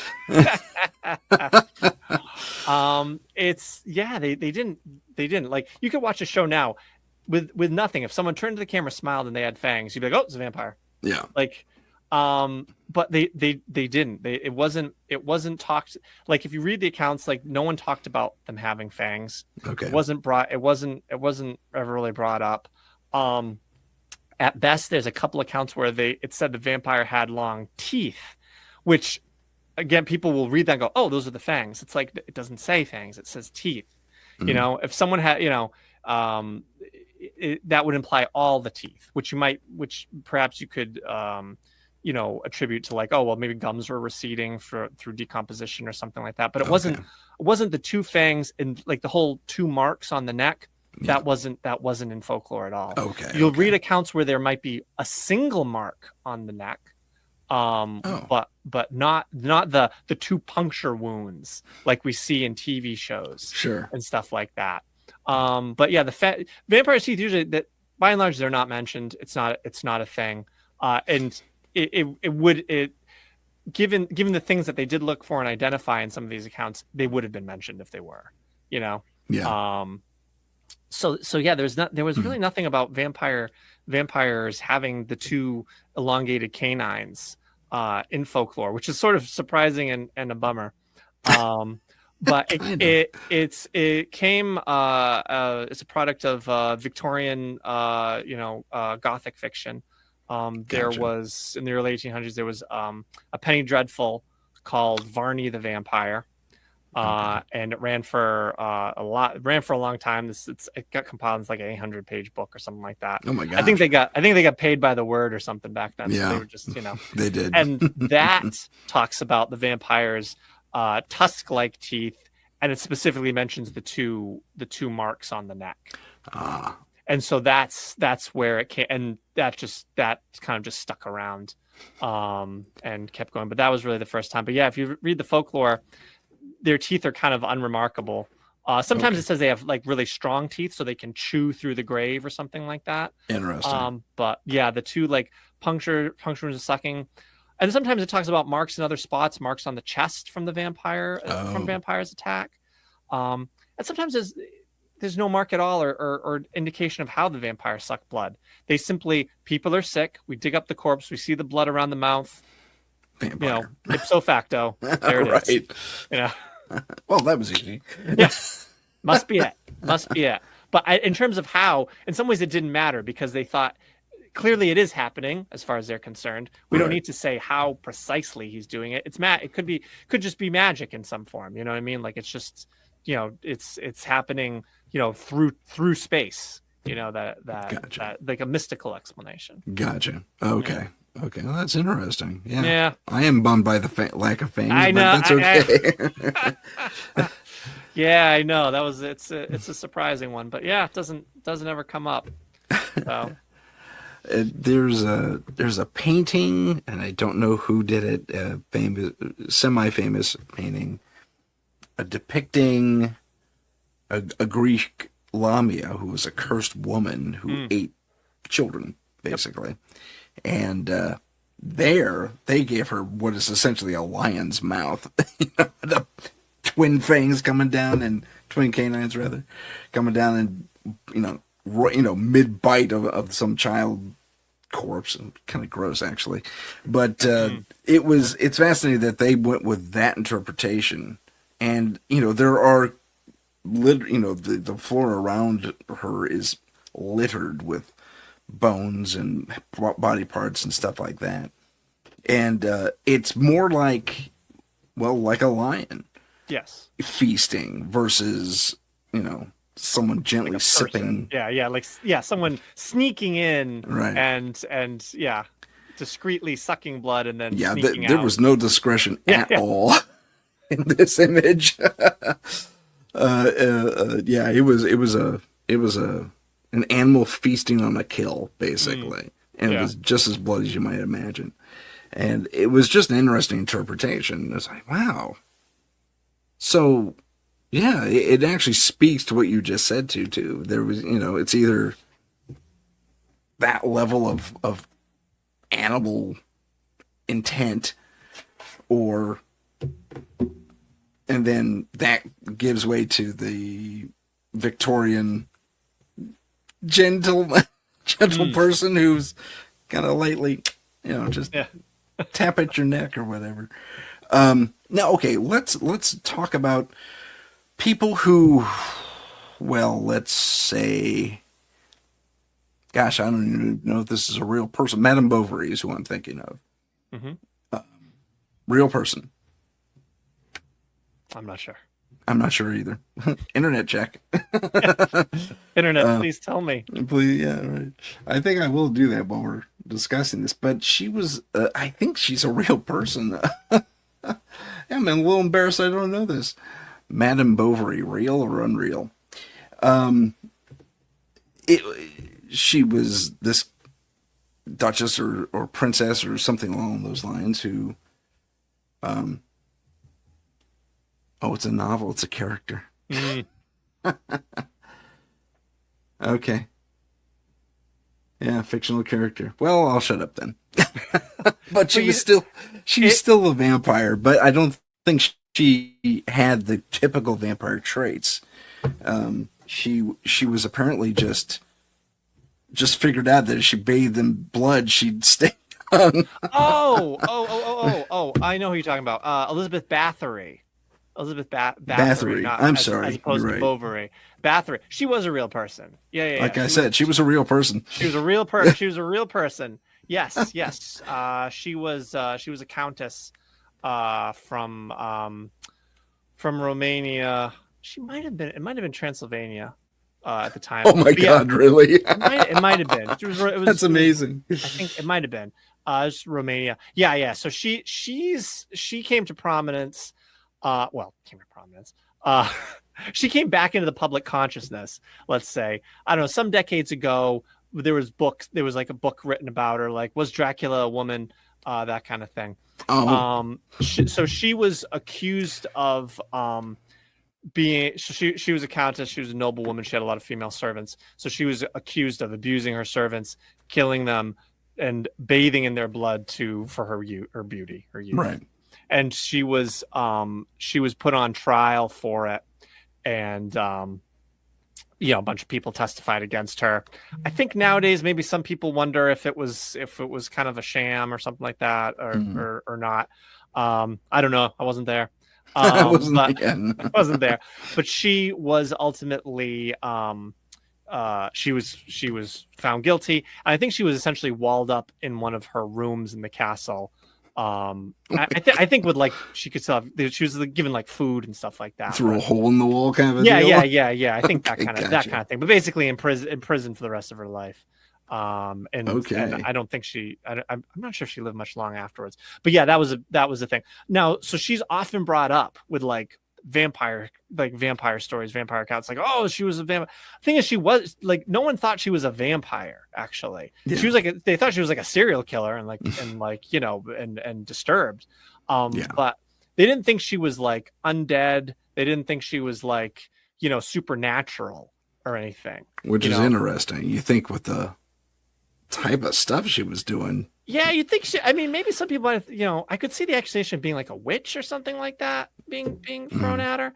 But anyway, she was put on trial and for crimes. She was a living person committing crimes. Apparently, I'm just reading the wiki right now. She killed like hundreds of young ladies. Supposedly, I guess according to the story, she got a little ambitious and it stopped being like peasants and started being like the daughters of like other noble families. And right. She got a little bit. Yeah, you have a lot of blood. Yeah. So suddenly that raised her profile a bit. Yeah. Yeah. She got careless. She did. I think some other people who worked for her were also convicted of like aiding and abetting or something like that. But this was like 1600s, I want to say. Yeah, according to this, it was 16th century into the 17th, so 1790 to 1610. Wow. Excuse me, 1590 to 1610. I cannot speak today. 1610. Okay, yeah. So there you go. But yeah, wild story. That surprises me. That story does surprise me that they didn't go into. They didn't say, "Oh, she must be a vampire or a witch or something," because they went with crime. versus supernatural. Yeah, And they're not wrong. They're not wrong per se. Seemed they were surprisingly level-headed about it. Yeah. So is that because it took place in the middle of a larger town or something like that? I mean, she was she was a noble person, and so, you figure other noble people would have been involved in her prosecution. Yeah. They probably would not have necessarily subscribed to some of those beliefs. Again, depending on the time and place, but they might not have grown up with that kind of notion. That's it. Well, it's interesting. Hungary. I mean, yeah, but you also, you'll see differences between like a rural area versus an urban area in terms of what they're connected to and kind of, how they interpret things. Okay. At the same time, though, I do agree. It seems like it would have been a ripe time to throw at least that accusation, some accusations for something supernatural. And the thing is too, we don't know. Maybe people did, but no one wrote it down. Could be the case. Like maybe everyone's like, yeah, she's probably a witch. But like, in terms of the court proceedings, they were like, well, no, we're not going to write that. People have been tried and convicted for supernatural crimes, in those kinds later, of times. about 100 years later, they'd be doing it. Yeah. And it's, disturbing stuff. So, it didn't stop people, even people who were, supposedly well-educated from, accusing people of supernatural things that, certainly didn't stand up to any scrutiny, but, they still did it. They still made that accusation and stuck to it. So, yeah. I mean, when you start digging into like the overlap between vampires and witch trials, and you start looking at the witch trials stuff, or, you look at like the Salem witch trials and you read some of what was, it's like, oh my God, like really? They followed the testimony of little girls. Oh my God. It's just wild stuff. The thing about the Salem witch trials is it puts it in perspective, like what they allowed spectral evidence into the trials. Yes. Which is basically just someone saying something supernatural happened. Right. It's just someone's word for it, but that's spectral evidence. And so all these people, they get accused and found guilty and stuff like that. But then when the governor's wife is accused, then spectral evidence that does no that doesn't count. no that doesn't hold up. It's like it's you read some of it, you're like, are you kidding me? I know. I mean, even back then, that's a leap of logic. From my perspective. Yeah, I mean, she's like you can just say anything, and people are just gonna buy it. It was, but you talk about hysteria gripping a community, right? Yeah, man. I mean, to rely on a bunch of little kids to provide testimony, who have imaginations like little kids. I mean, you had these young girls and then all these adults just get on the bandwagon and they go for it. And then some adults, I think, were being smart about it and being like, well, I've always wanted that parcel of land over there. Yeah, I'm thinking you're right there. Yeah. I'm thinking you're right there. I've never really liked that person. Yeah, so, I bet. She's a witch. I know. Who said that? It's wild. But I've got a few articles up on my website about visiting Salem and some of the different things they have there. It's an interesting trip to go to Salem.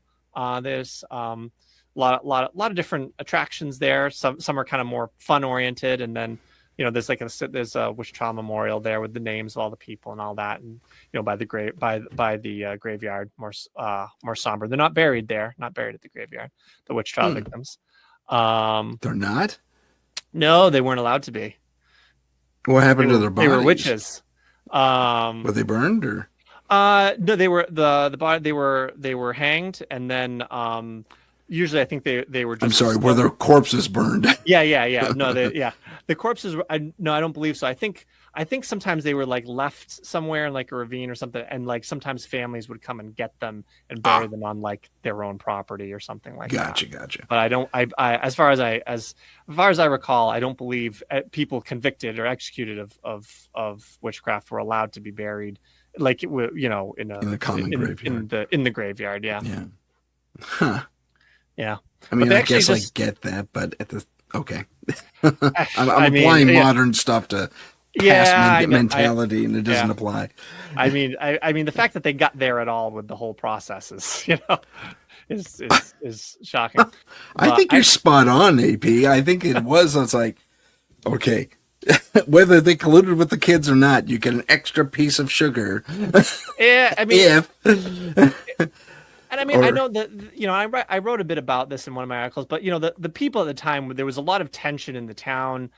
People were worried about, you know, like conflicts that were going on, and you know, there was like, I think there was like an influx of people there, so like resources were tight, and so there were a lot of pressures going on. So I think that kind of added to this atmosphere that made it kind of ripe for that kind of thing. gotcha. But they found the actual execution site some years back, had been lost. They didn't know exactly where the execution site was. Really? Yeah, but they thanks to some historians and archaeologists, they found the spot, and some years ago they erected kind of a monument at the spot where the actual executions were, which is kind of a little bit further away from the downtown, so people don't go to that as much. But I did write an article about it. I have some pictures there. So you can see, but it's on Gallows Hill. People always figured it was like somewhere on Gallows Hill, but they had lost the spot. It wasn't remembered where exactly. But for the name. Yeah. Right. But people Right. always thought it was on the people just sort of assumed, it was on the top. They kind of, Gallows Hill, it's on the top of Gallows Hill. It wasn't on the top Okay. of Gallows, because that would have been like a lot of work to like get up to the top. Resources. You got to remember the resources. Yeah. I mean, it was Salem Witch House. That tree's tall 1690s. enough. That one. Yeah. You know. Wow. But anyway, so Not the laugh of the hanging people, but dark humor. a I little suppose. gallows humor. Oh no! Yeah. Ba-dum-bum. Oh boy. You can leave my show. I'm so sorry. Please But come it was back an though. interesting spot.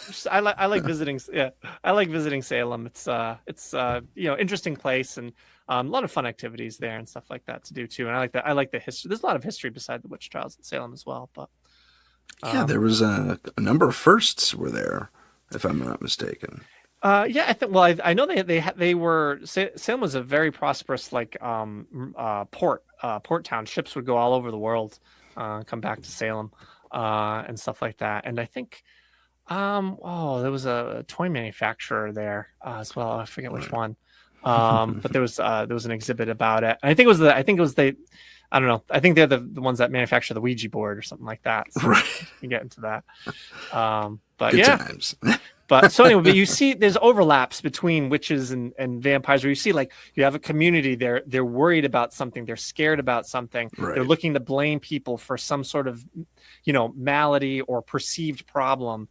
And with vampires, the focus goes on the dead. With the witches, the focus goes on the living. That's very interesting. And with the vampires, you can argue, well, the suspect, the person accused, is already dead. So it's an upsetting thing that happens to the people surrounded, but the actual accused person is already dead. So you really kind of can't hurt them, right? But with the witch trials, witch accusations, those are living people, Yeah. right? And so that's the scary bit. It's just, so there's a lot of overlap between the two. It's just, where does the suspicion fall?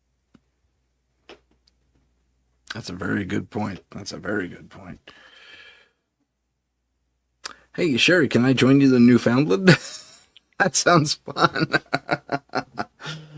Just a visit. But now, actually, that kind of brings up another question regarding, and we're straying off vampires slightly. There was a similar witch trial thing in Canada, wasn't there? Oh, I'm not aware, actually. Okay, I thought there was, and I thought maybe it was Newfoundland when they did where they pulled that off. But I don't know. Perhaps Sherry can enlighten me. Let's go back to vampires. We have 10 minutes left. Okay, let's talk about your book. So, the name of the book is Vampires of Lore. And in the book, you explore not only everything we've talked about today, but what other aspects do you explore in the book? Well, basically, the book, I really kind of go trait by trait. Each chapter is sort of devoted to a trait that we associate to modern vampires. And I try to figure out You know, is this an actual authentic piece of folklore, or is this something that was introduced in modern times, either through literature or movies or what have you? So Gotcha. each one is kind of addresses that. So I talk about things, you know, I talk about the fangs, I talk about you know, the turning into animals. I talk about kind of the superpowers that we sort of associate with vampires, like flying or strength and stuff like that. You know, the appearance of vampires, like, you know, we tend to think of them as sort of cadaverous or whatever, while we talked about today that they were thought to be, some of the times, like, thought to be like healthy looking and fresh looking, not corpse looking. How you create a vampire, like what causes a vampire to come into existence. I talk a bit about that, because we often just think, oh, someone bitten by a vampire becomes a vampire, but that's not necessarily what people believed, you know, back in times gone by. So I talk about kind of all of those different sorts of traits. I think one of my last chapters, my last chapter is about witches and werewolves and some of the overlaps. Good. Yeah, talk about like crosses and holy water and stuff like that. So all of the things you tend to associate with a vampire. I'm like, what's the story here? Yeah. And there's a lot of citations. I anytime I say something about vampires, I put a citation. You can see where I got it, where it came from. You know, Excellent. You can excellent learn, work. That's fantastic. Learn what I did, and, you know, read that source, see what it says. You know. Yeah. But I think that's wonderful. I think most authors who do this type of work should do that, if they don't anyway. Yeah, I think that's very important, because you don't want to, you know, it's like, here's my theory. It's not like you have I don't know if you do have a doctorate of any sort, but I mean, even if you did, you still have to cite your sources, I would say. Oh, it's essential. It's essential to, you know, when you're kind of, you're trying to do this analysis, and I was trying to sort of like peel away the modern vampire to get at the original vampires, you know, like the folklore vampire. Sure. And, you know, I hit so many stumbling blocks with people saying things that then I kind of found out weren't, were sort of fudged or not quite, quite authentic. Then it's like, well, I need to make sure I'm doing my homework here. Gotcha. And it's like, if I said something like, oh, well, here's where it's from, you can read it for yourself. You don't need to take my word for any of it, you know? Exactly. It's fantastic. Now, you wrote this how many years ago? I think it came out in 2019. Oh, rather recent then. Okay. That's fantastic. So, any follow-up compendiums in the future, or follow-up books in general? Yeah, I've slowly been chipping away at some other, kind of another piece of work, which I don't know if vampire themed. I'm not sure. Hopefully I get it done. I like doing it. But I'm still sort of exploring different aspects of folklore, and kind of honing in on some areas that, maybe I talk about briefly in my book, but this kind of lets me like dive deeper. Oh, that's cool. Yeah, I mean, there's vampires in all sorts of places we don't tend to think of or talk about. I mean, in the Nordic countries, in the Icelandic sagas, they talk about the undead, draugurs, as they call them, and the like, Drauga, we don't, we don't ever sort of hear about that really. So like, I'm looking at that stuff, and that's really neat. That's really fantastic. And we can visit you and your various adventures exploring these things at locationsoflore.com, which is scrolling across the bottom of your screens, those of you who are watching. And we can also... Oh, there's another place, is there not, where you can visit you and get more information? I would say Locations of Lore is the place to go. I've got links to all my social media there. Okay. So you can, you can follow me on those things. But that's that. Locationsoflore.com. That's probably the best place to go to read up on what I'm up to, what I'm diving into. And there's not just vampire stuff on there. There's other places, other other kind of folklore Other and monsters whatnot. and stuff. Different monsters, yeah, different monsters. I wrote up a big thing about elves in Iceland. Fun. Yeah, yeah, Fun. that was really cool. I went to the elf capital in Did you Iceland. really? I did. I was on. Where's the lookout. elf capital? Yeah, it's in a town called hopefully I say it correctly, Hafnarfjörður. Okay, congratulations. That was well done. The fourth, I can't even say it. Repeat it.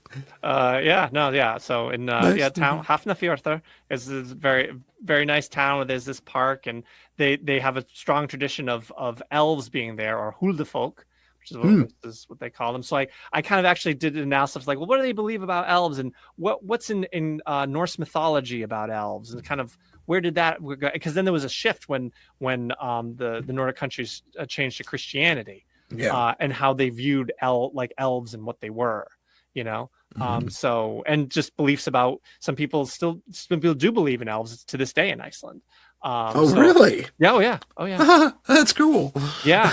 There's stories about roads being built and being built around boulders and stuff because they believe they're home to elves. That's amazing.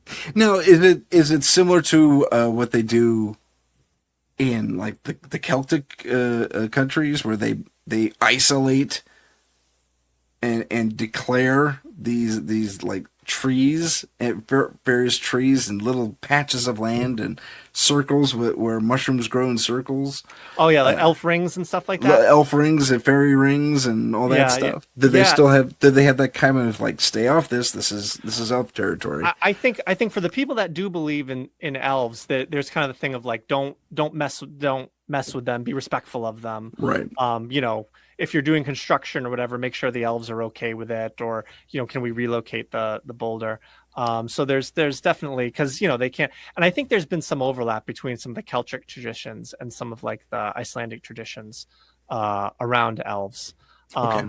But yeah, it's fun stuff. But you can read about it on the site. Fantastic. So go to a site, check him out, and definitely get his book. I know I'm probably going to get myself a copy. And for sure, so one more sale for you. Where can we get your book? You can get it on certainly Amazon and other online booksellers. Okay. If you go to your local bookshop and ask, they could probably order it for you. Okay. It's published by Schiffer Publishing. Fantastic. Okay. So hopefully you all have that information. I think it's in the description on the YouTube. Don't quote me on that, but I think it is. I'm pretty sure it is. Michelle's very good about that type of thing. And AP, I want to thank you for being on the show. It's been a pleasure having you. Oh, thank you so much. I really enjoyed being here.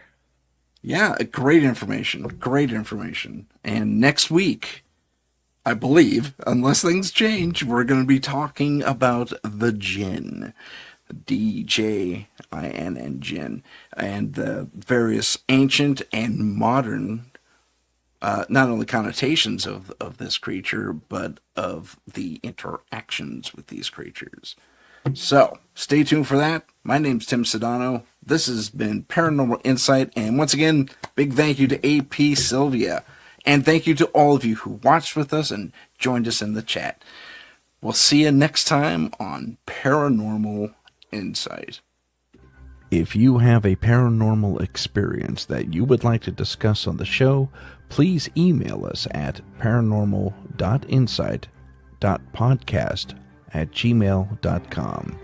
That's paranormal.insight.podcast@gmail.com.